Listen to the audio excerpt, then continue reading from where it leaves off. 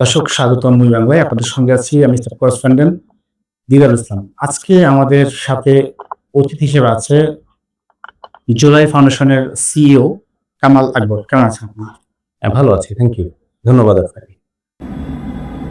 প্রথমেই আপনাদের মাধ্যমে আমাদের বাংলাদেশের যারা নাগরিক রয়েছেন সবাইকে জানাতে চাই যে আমরা জুলাই শহীদ পরিবার এবং জুলাইয়ের যারা যোদ্ধা তাদের প্রতি আমাদের সম্মান রেখে আপনার কথা শুরু করতে চাচ্ছি। প্রথমে তো হচ্ছে যে আমি এই দায়িত্বটা গ্রহণ করেছি কোনো চাকরি হিসাবে নয়, পেশা না।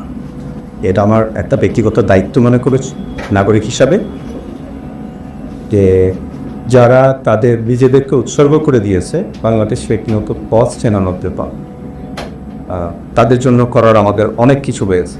সেই দায়িত্ববোধ থেকে আমি এখানে যোগদান করেছি। তো যোগদানের পর প্রথম যে জায়গাটা আমরা চিন্তা করেছি যে আমাদের অগ্রাধিকারটা কোথায় হবে। আমাদের যে সকল শহীদ পরিবারগুলো রয়েছেন তাদের অনেক পরিবার এখনও পীড়িত অবস্থায় আছেন, হয়তো এখনও একেবারে আমরা যেটা বলি মার্জিনাল জায়গায়, প্রথম জায়গায় আছেন, জীবিকার জন্য এখনও চিন্তা করতে হচ্ছে।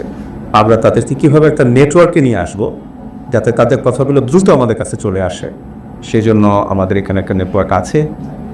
আপনারা একটা জিনিস আশ্বস্ত হবেন যে আমাদের এই জুলাই ফাউন্ডেশনে নতুন একজন সাধারণ সম্পাদক হিসেবে আমাদের একজন শহীদের মা যোগদান করেছেন, আপা এখানেই আছেন। তো ওনাদের মাধ্যমে আমরা শহীদ পরিবারগুলোর সাথে একটা নেটওয়ার্ক স্থাপন করছি। নেটওয়ার্কটা আরও শক্তিশালী করতে হবে। একই সাথে আমাদের যেই প্রায় 12-13 হাজার আহত যারা রয়েছে MIS-ভুক্ত, তাদের বর্তমান অবস্থা, যারা আজকে একদিন যদি আমরা বিলম্ব করি, 2 দিন বিলম্ব করি, তাহলে তার বাকি অঙ্গটা যেটা আছে সেটাও অঙ্গহানি হয়ে যেতে পারে চিকিৎসা নিয়ে কারণে। তো এই চিকিৎসা ত্রুটি বলছি না, আমাদের হাসপাতালগুলো তারা করছেন। আমি এখনও যেহেতু নতুন, আমি যোগদান করে প্রথম যে কাজটা করেছি, আমি যোগদানের পর কিন্তু 3 দিন সরকারি ছুটি ছিল, বাট আমাদের যিনি অন্তর্বর্তী সরকারের প্রধান উপদেষ্টা তিনি তারা আমাকে ছুটি কাটানোর জন্য এখানে নির্বাচন করেননি বা সিলেক্ট করেননি। সেই জন্য তখন আমার প্রথম জায়গাটাই ছিল যে হাসপাতালগুলোতে যেসব আহতরা আছেন তাদের কী অবস্থা সরেজমিনে দেখি। তো ওই সময়টা আমি দেখে নিয়েছি তাদেরকে। তো তাদের অবস্থা দেখে যেটা বুঝলাম যে তাদের এখনও তাদের চিন্তার মধ্যে আছে যে তারা যে স্বপ্ন দেখেছে সে স্বপ্ন কবে সফল হবে, তাদের যে অঙ্গহানি হয়েছে সেই বাকি যেই চিকিৎসাগুলো রয়েছে সেটা কত তাড়াতাড়ি সুস্থ হবে, যাদের চিকিৎসা আশু দেওয়া দরকার, উন্নত চিকিৎসা কাদেরকে আগে প্রকাশটা। সেই জন্য আমরা হসপিটালগুলোর সাথে প্রথম কাজটাই করেছি, হসপিটালগুলোর সাথে আগে আমাদের যোগাযোগটা আমরা স্থাপন। যেমন এর মধ্যে আপনি শুনে খুশি হবে যে আমরা একটা টিম করে দিয়েছি। লাইক আমাদের ভেরিফিকেশন টিম আছে, ডক্টরস টিম আছে, মিডিয়া টিম আছে, এনা থেকে তার IT টিম আছে যারা ক্যাপচার করবে তথ্য হারায়। ভেরিফিকেশন যে ব্যাপারটা হচ্ছে একটা এডিট করে মিথ্যে ব্যান্ডিজ করে বা ব্যান্ডিজ লাগিয়ে প্রতারণা করছে, এই বিষয়গুলো আপনি কীভাবে এদের বিরুদ্ধে ব্যবস্থা নিন? আচ্ছা,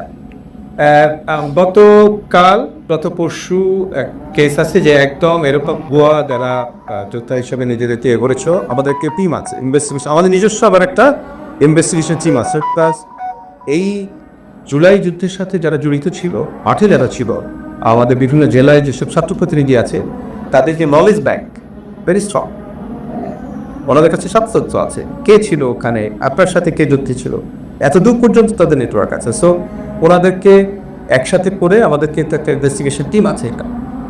তো যারা কাজ করে বের করেছেন এরকম বেশ কয়েকটা কেস আমরা বের করেছি, যারা ভুয়া টাকার জন্য, অর্থের জন্য সুবিধা করেছেন। পরিষ্কার করে আমরা বলতে চাচ্ছি এই অর্থটা হচ্ছে আমাদের প্রকৃত যোদ্ধা যিনি আছেন তা, ভুয়া যিনি এটার এফোর্ট দিচ্ছেন তিনি আমাদের প্রকৃত যোদ্ধার টাকা উনি চিনিয়ে নিয়ে যাচ্ছেন এর মতো। সো সে জায়গায় কোনো ছাড় হওয়ার কোনো সুযোগ নাই। আইনগত ব্যবস্থার পাশাপাশি আমরা ঈশ্বর তথ্য নেটওয়ার্ক দিয়েও তাদের খুঁজে বের করেছি, এবার টাকা জমা হয়েছে, তাই তাদের কাছে টাকা উদ্ধার করে আমরা সেই টাকা আবার আমাদের কোষাগারে আবার জমা করেছি, যাতে আমরা আরেকটা আহত পাইকে সেটা বা আরেকটা মানে শহীদ পরিবার কামরা হিসেবে দেখতে পাবো। সো আমাদের সম্পদের সীমাবদ্ধতা আছে, আমাদের যেই কর্মক্ষমতা বা তার সীমাবদ্ধতা থাকলেও এই জুলাই শহীদ স্মৃতি ফাউন্ডেশনে যারা প্রথম থেকে যারা কাজ করে আসছেন, তাদের যে স্পিরিট, যেটা জুলাই স্পিরিট, এই স্পিরিটের কারণে কিন্তু সম্পদের টাকা সত্ত্বেও অনেক কঠিন কঠিন কাজ তারা করে আসতেছে। এটা আমাকে সাধুবাদ। এটা একটা জিনিস আমি দেখেছি, অনেকের অভিযোগ অনলাইনের মাধ্যমে যে সেবাগুলা দিচ্ছেন আপনারা নিজের ওয়েবসাইটের মাধ্যমে, যে ওইখানে ইমেলটা খুব একটা অ্যাক্টিভ থাকে না, রেসপন্স পাওয়া যায় না। ওকে, আপনি যে প্রশ্ন করেছেন সেটার উত্তর হচ্ছে আমাদের কিন্তু হটলাইন নাম্বার আছে এবং 16,000 এটা সারা বাংলাদেশের সবার জানা থাকার কথা। আমাদের ওয়েবসাইটের মধ্যেও এই নাম্বারটা দেওয়া আছে। হ্যাঁ, নাম্বারটা দেওয়া আছে, কিন্তু সেখান থেকে কোনো রেসপন্স পাওয়া যায় না। আচ্ছা, আমি অনেকের অভিযোগ আর কি আমার নয় পারে আপনাদের ফেসবুক পেজে এরকম অনেকের অভিযোগ আমি দেখেছি, যে একটু আপনিও দেখবেন। আচ্ছা, আমি এটার ব্যাপারে একটু বলি আপনাকে যে আমাদের অফিসটা আমরা 10টা থেকে 6টা পর্যন্ত আমরা এখন এই আমাদের যে হেল্পলাইন যেটা এটা অ্যাক্টিভ আছে। আমরা আগামীতে চিন্তা করছি কীভাবে এটাকে 24 আওয়ার্সের মতো জায়গায় নিয়ে যাওয়া যায়। সেজন্য ম্যান পাওয়ার লাগে, বাগের থাকে, নতুন চাকরি করতে হবে। আর ইন্টারেস্টিং ব্যাপার হচ্ছে আমরা অফিস থেকে আমিও মাঝে মাঝে 16,000 নাম্বার যেটা আছে 16,000 ফোন করে টেস্ট করে অ্যাক্টিভ আছে কিনা। হ্যাঁ, আমি যেদিন করেছি দিদি পেয়েছি, বাট আজকেও সকালে আমাদের যে মর্নিং ব্রিফ হয়েছে সেখানে আমরা একটা আলোচনা করছি যে কেউই তো এখানে ফোন করতে পারে, মানে উনি আহত হোক আর শহীদ ফ্যামিলি না হোক উনিও তো করতে পারে। তো ট্রাফিক বেশি হয়ে যাচ্ছে, তো সেই কারণে আমরা এখন চিন্তা করছি, আমাদের প্রফেসর ইউনুস স্যার বলেছেন যে এখানে একটা অ্যাপ সিস্টেম চালু করতে হবে, যেটা আমাদের কুইকলি যিনি ফোন করছেন তার আইডেন্টিটি, MIS নাম্বার, লাইক আপনি ক্লেম করলেন আপনি আহত, কিন্তু ফোন আসলে আপনাকে কিন্তু প্রথমেই জিজ্ঞেস করা হবে যে ভাই আপনি কি MIS করতে হয়েছেন, বলে আপনার আইডিটা, ব্যাংকে সেবা নিতে গেলে যেরকম হয়। তো সেই জিনিসগুলো আমরা স্ট্রিমলাইনে নিয়ে করছি, যে ওই ভেরিফিকেশন হয়ে গেলে অযথা যে ফোন বা কেউ যদি বিনা কারণেও করে থাকে এটাকে ব্যস্ত রাখার জন্য পরে, সেগুলোকে আমরা স্ট্রাইক আউট করে যারা সত্যিকারের সার্ভিস পেতে চায় তাদের জন্য পথটাকে সুগম করছে। আশা করি ওরকম হয়ে গেলে তখন এই যে অভিযোগগুলো পাচ্ছেন যে ঢুকতে পারছেন, আছেন হলো 3জন 4জন কল সেন্টারের লোক, একসাথে যদি 7 জন ফোন করতে থাকে এমনটা হতে পারে। আচ্ছা, এই যে সবাই ইমপ্রুভ করবো। আমার কথা হচ্ছে আমরা সবসময় যে বলবো ওই যে চিরচেষ্টা প্র্যাকটিস যেটা থাকে, আমরা সব করছি, সব আমাদের ঠিক আছে, I am not like that. আমি এই চিন্তা সরকারি যে স্বাস্থ্য কেন্দ্রগুলোতে যেগুলো আহত রোগীরা সেবা পাচ্ছি না, তাদের জন্য আপনার কি পরামর্শ? সরকারি হাসপাতালে আহত রোগী সেবা পাচ্ছে না, এই কেস আমার কাছে আসলে ফর্মালি আসে যে উনি স্যার পাচ্ছে না, উনি ফোন করেছিল 16,000, উনি আমাদের কাছে দ্বারস্থ হয়েছে, উনি আমাদের নেটওয়ার্ক যেটা আছে এক্সট্রিট রিপ্রেজেন্টেটিভ দিয়ে নেটওয়ার্ক আছে, ইনফর্মাল নেটওয়ার্ক কিন্তু আমাদের আছে আপ টু ডেট, ওটা আসলে আমরা অ্যাড্রেস করছি। আপনার কাছে তথ্য থাকলে দিয়ে যেতে পারেন যে এই পেশেন্টগুলো এই থানা স্বাস্থ্য কমপ্লেক্সে চিকিৎসা পাচ্ছে না, উইল ইমিডিয়েটলি অ্যাড্রেস। কিন্তু আমাদের কাছে যেগুলো আসছে আমরা একটাকেও অবমাননা করতে পারবো না। বাংলাদেশের অনেক একটা গুরুত্বপূর্ণ জায়গায় কিন্তু রয়েছে এই জায়গাটা। জুলাইয়ের যে যোদ্ধাদের সকল কিছু কিন্তু আপনি সকল কিছুর দায়িত্বে কিন্তু এখন রয়েছেন আপনি, যে এই জায়গাতে যখন যোদ্ধারা একটা জায়গা থেকে ফিরে আসে, সেবা না পেয়ে ফিরে আসে, এবং দেখেছি আমরা প্রথম যে প্রাইভেট মেডিকেলগুলো কিন্তু বলেছে আমরা সেবা দিব, এখন দেখছি অনেকেই সেবা দিচ্ছে না। এই বিষয়টি আসলে আপনার জায়গা থেকে কী বেরোচ্ছেন? হ্যাঁ, এটা আমরা যেটা আমাদেরকে অলরেডি ডক্টর মোহাম্মদ ইউনূস আমাদের প্রধান উপদেষ্টা উনি আমাদেরকে বলেছেন যে জুলাইয়ের যে স্পিরিটটা, জুলাইয়ের যে মুভমেন্টের যে স্পিরিটটা ছিল সেটাকে আমাদের সবসময় জাগ্রত রাখতেন। এটা কিন্তু এটা একটা কাজের অংশ, যেটাকে স্মৃতি থেকে চলে যেতে দেওয়া যাবে না। ঘটনাগুলো ঘটে হচ্ছে যে স্মৃতি থেকে অনেক সময় আমাদের কাছ থেকে চলে সিকটাকে ধরে রাখছেন, সিকটাকে ধরে রাখতে হবে। এটার একটা কাজই হচ্ছে যেটা স্যারের আমাদের যে টাস্কিং যেটা এসছে 4টা কাজের মধ্যে একটা হচ্ছে কি জুলাইয়ের স্মৃতি সংরক্ষণ করা, এবং এটার যে ধারাবাহিকতা, পূর্ববর্তী যারা পাইক করেছেন যোদ্ধা, তারা যেই জিনিসটা নিয়ে যে স্বপ্ন নিয়ে এগিয়েছেন এটাকে সামনের দিকে কীভাবে নিয়ে দেওয়া যায়, পরবর্তী প্রজন্ম, পরবর্তী ছাত্র, তাদের পর্যন্ত এটিকে কীভাবে জীবিত রাখা যায়। একই জিনিস কিন্তু অ্যাপ্লিকেবল হচ্ছে প্রাইভেট হসপিটালের জন্য, ওখানের সাথে যারা জড়িত তাদের তো কর্পোরেট একটা ইন্টারেস্ট তাদেরকে, কিন্তু সেখানে এই যে জাতির যে এরকম বীররা, তাদের এই চিন্তা চেতনা এবং তাদের এই ধারণা, এইটাকে ওনাদের কাছেও আমাদের জীবিত রাখার জন্য কিছু অ্যাপ্রোড হতে হবে। সেটার জন্য স্যার অলরেডি আমাদের যে দ্বিতীয় গভর্নিং বডি মিটিং হয়েছে, ওখানে প্রধান উপদেষ্টা ক্লিয়ারলি বলেছে যে আমাদের কাজ করতে হবে স্মৃতি ভাষ্য রাখার জন্য, যত ধরনের এফোর্ট লাগে সেগুলো করার জন্য।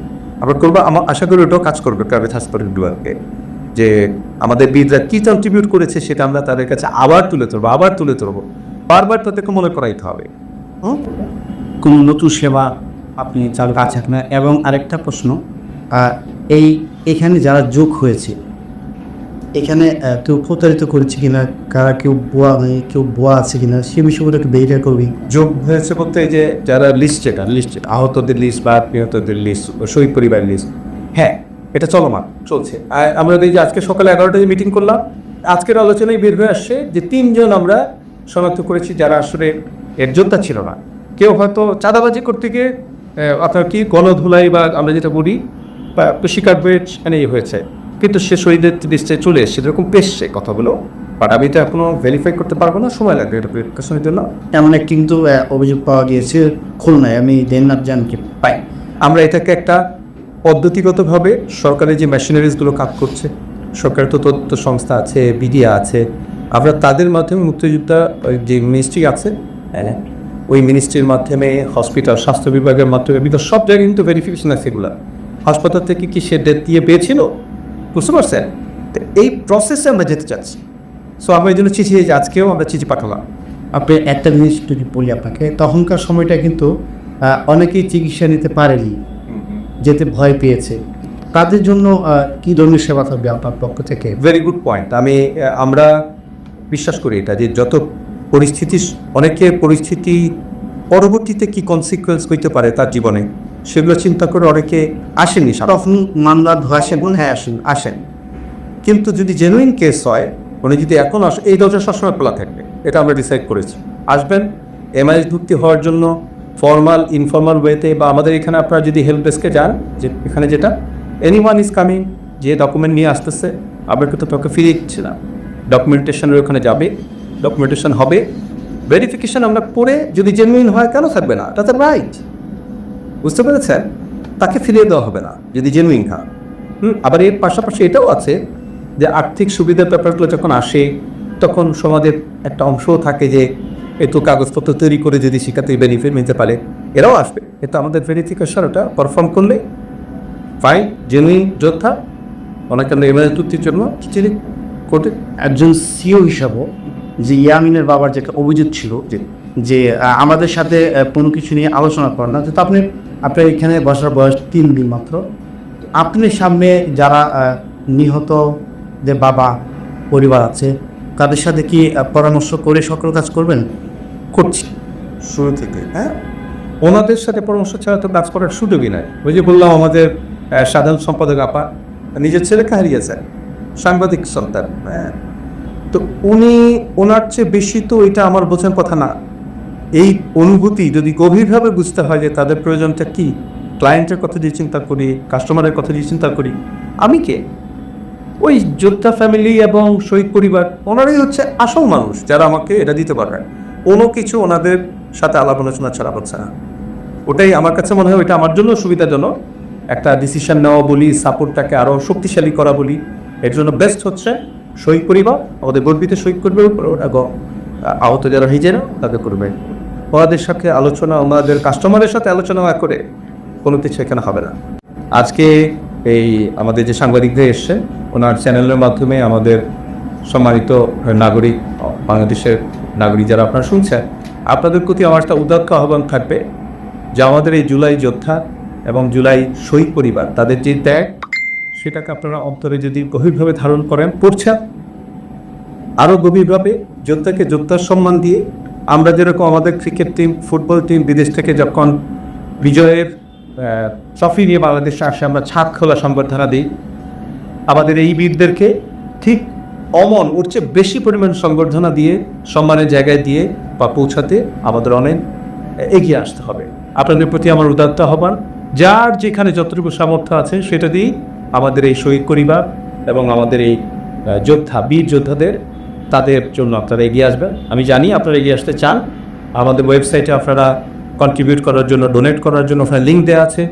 একই সাথে আমাদের যে বিকাশ, যে কোনো জায়গায় আপনারা সেখানে অগ্রসর হলে আমাদের এই পরিবারগুলো, বীররা অনেক সম্মান নিয়ে, হাত নেই, পা নেই, চোখ নেই, তারপর সে যে সম্মানটা নাগরিকদের কাছ থেকে পাবে, সেটাই তার জন্য বড় একটা কিছু হয়ে সে বাকি জীবন পার করে থাকতে পারবে। আপনাদেরকে আবারও আহ্বান জানাচ্ছি তাদের বিহেভ করার জন্য।